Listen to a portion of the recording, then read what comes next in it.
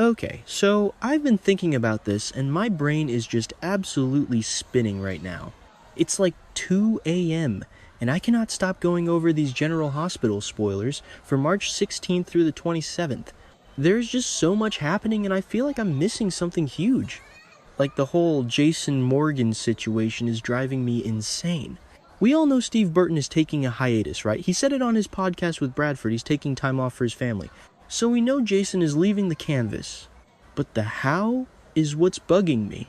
The spoilers say Jason is going to face a stunning fate and that he promises Sonny he's going to end Ross Cullum before he and Britt flee to Canada.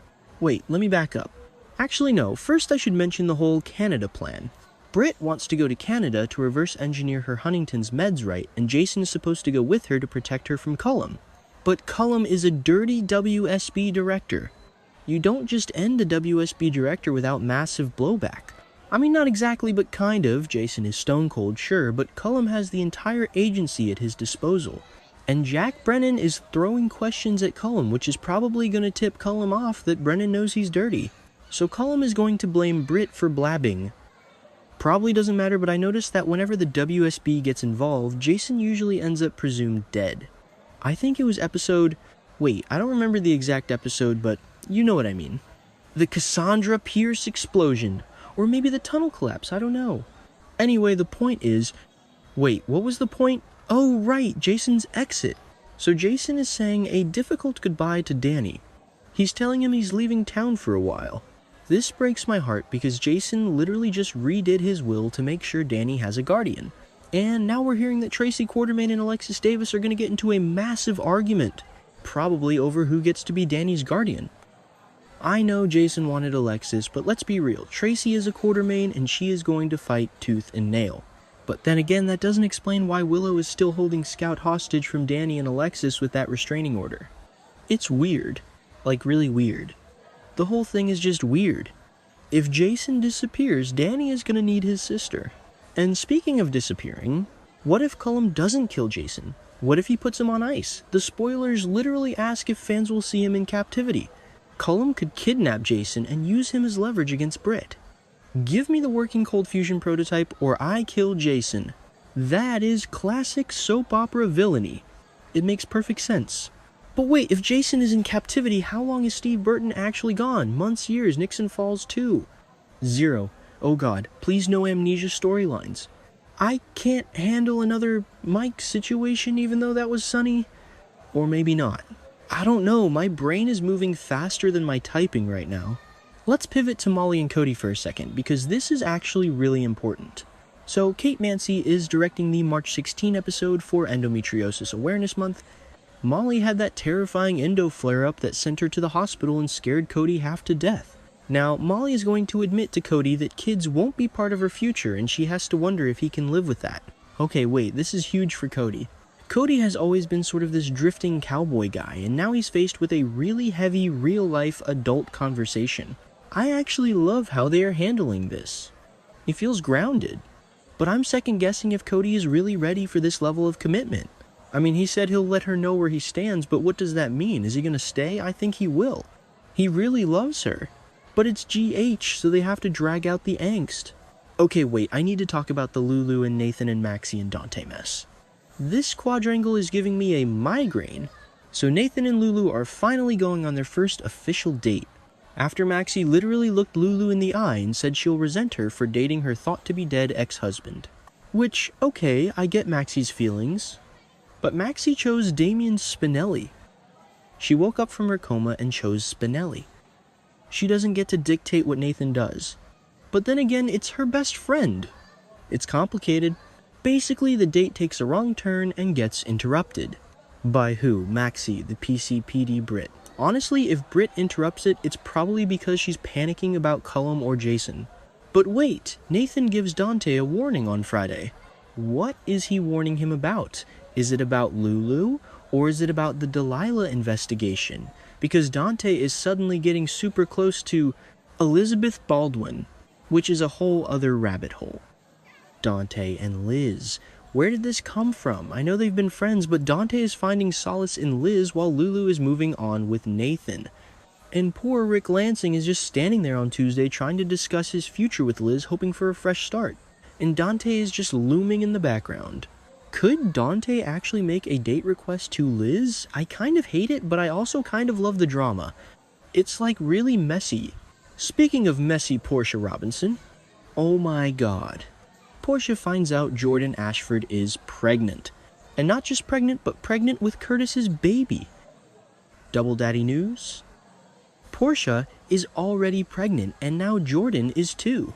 Portia is absolutely outraged. And she's going to make a big decision. She is totally going to out Jordan's pregnancy to Curtis before Jordan is ready. Because remember when Jordan blabbed about Portia's bun in the oven? It's karma. But it's so toxic.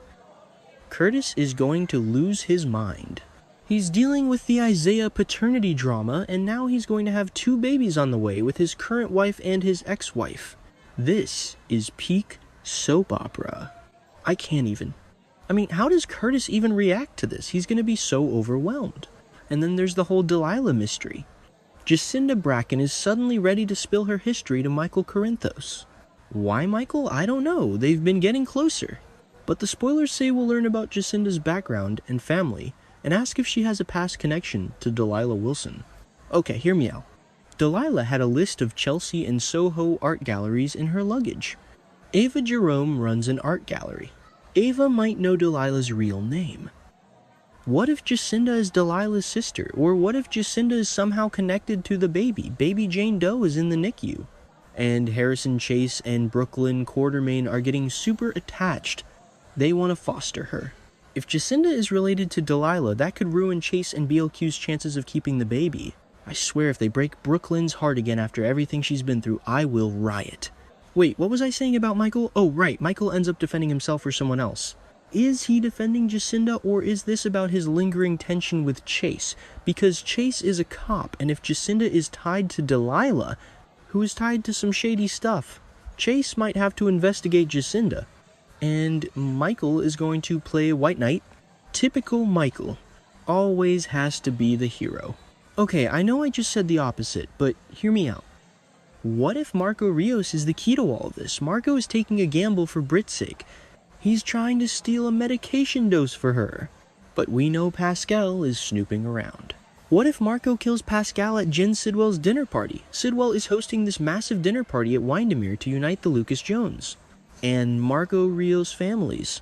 Carly helped plan it. Carly and Sidwell, that's a disaster waiting to happen.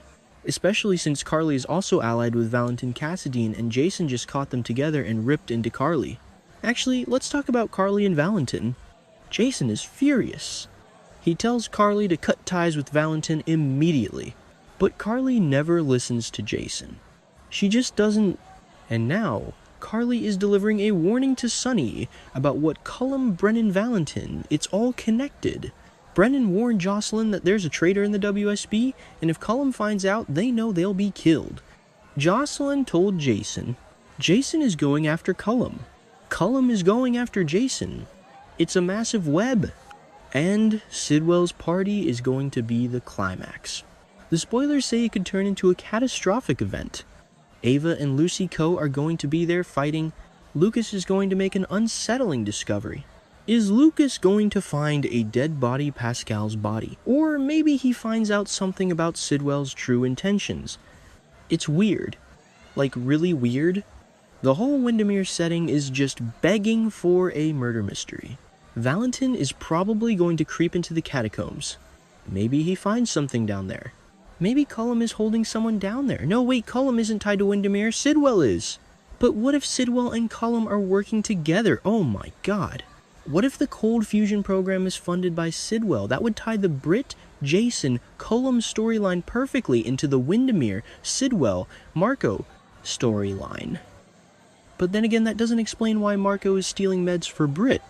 Unless Marco is playing a double game. I don't know. I'm overthinking this. Let me back up to Jason and Danny. That goodbye scene is going to destroy me.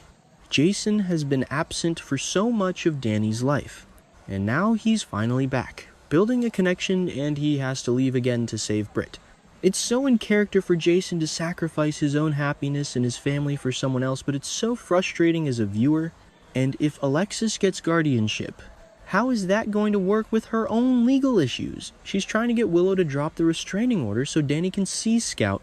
Willow is being so manipulative right now, using Drew's condition to control Scout. If Jason dies or goes missing, Danny is going to be a wreck, and Willow keeping Scout away is just going to make it worse. Alexis is going to have to go to war with Willow. I would actually love to see Alexis absolutely destroy Willow in court. Anyway, the point is, the next 2 weeks are going to be insane. Jason's fate is the biggest question mark. Will he be kidnapped, presumed dead, on the run, and Britt is going to be left completely terrified? If Cullum tells her he'll kill Jason unless she delivers the prototype, Britt is going to have to work miracles in that lab. And she's dealing with Huntington's. The stress alone could trigger worse symptoms. Marco better get her those meds. I just keep coming back to Dante and Lulu. It's been well over a year since Lulu woke up. They didn't reunite. Now she's with Nathan. Dante is with, well, nobody right now, but maybe Liz? It feels like the writers are completely dismantling the old Dante-Lulu dynamic to build these new pairings. And I'm kind of here for it. I mean, not exactly, but kind of. Nathan and Lulu have chemistry. But Maxie is going to be a massive thorn in their side. She literally went to Dante to complain about them. Dante looked aggravated in the promo. Is he mad at Lulu, or is he mad at Maxie for bringing this to his doorstep when he has actual police work to do? He's investigating Delilah. He doesn't have time for high school drama. But then again, it's Port Charles. High school drama is the main export. I think it was episode 12 or 13, somewhere around there, where Dante told Maxie to back off. Maybe he'll do it again. Or maybe he'll use Liz as a shield to prove he doesn't care about Lulu and Nathan. Poor Rick. He just wants his girl back. Rick and Liz having a fresh start sounds nice in theory, but Rick is always scheming. He can't help himself. Okay, I need to sleep. My brain is just fried. To summarize, Jason is probably getting kidnapped by Cullum. Britt is going to be extorted for cold fusion. Sidwell's party is going to feature a dead body, probably. Pascal Portia is going to ruin Curtis's life with Jordan's pregnancy news. Molly and Cody are having deep life talks, and Jacinda is probably Delilah's sister. Or maybe not. I don't know. We'll see. I'm going to be analyzing this all day tomorrow.